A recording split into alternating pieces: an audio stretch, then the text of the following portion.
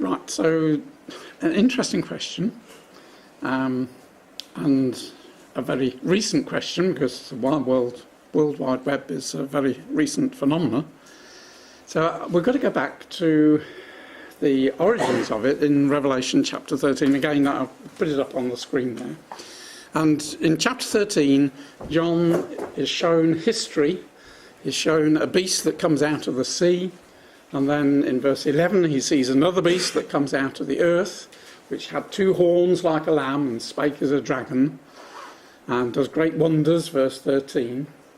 And then at the end of that, it's talking about making an image to the beast, which had the wound by a sword and did live, and that's a reference back to the first sea beast. We're talking about history here in the context of Revelation. This is the Holy Roman Empire in the earth beast, and a new image was created, a copy of it. And so it goes on in verse 15, this image of the beast was given power by the beast, and verse 17, no man might buy or sell save he that had the mark or the name of his beast or the number of his name. Sorry, we should have read the end of verse 16, because it talks about causes all, both small and great, rich and poor, free and bond, to receive a mark in their right hand or in their foreheads. And then verse 17, here is wisdom, the number of the beast is the number of a man, 666. Now, the image of the beast was a reference to the popes having their own empire. He ruled as a king, and just like the Romans had their order, a Caesar, a Senate, Roman law, and legionaries, etc., so the Pope has his college of cardinals and canon law and all these things. And a little reference there, the Catholic Church is more Roman than it is Christian.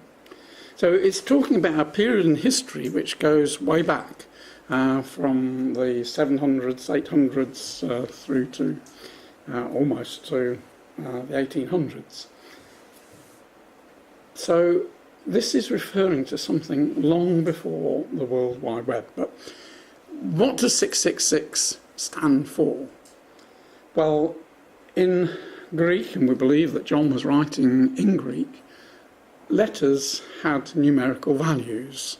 So if you wanted to put a number, then you used the appropriate letters that made up that number, and you added things together. And one of the words that is traditionally used as an interpretation of what 666 was standing for is Latinos, the Latin man, because this very much has to do with Rome, Daniel chapter 2. And if you add up 30 and 1 and 305 and 10 and 50 and 70 and 200, you'll come to 666. So the number of his beast is the number of man. So how do we... There are other suggestions as well. The Vicar of God, and that adds up to 666 in the Latin, and in the Greek, the Latin kingdom. So that's another one. But Latinos is something which goes way, way back. Irenaeus, who was friendly with Polycarp, who was a disciple of John himself, proposes, and he lived between 130 and 200, that this Latinos probably is the interpretation.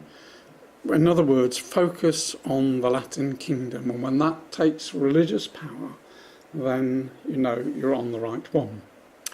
Well, what about 666 being www? Well, we then would have to say we have to switch to Hebrew to get this.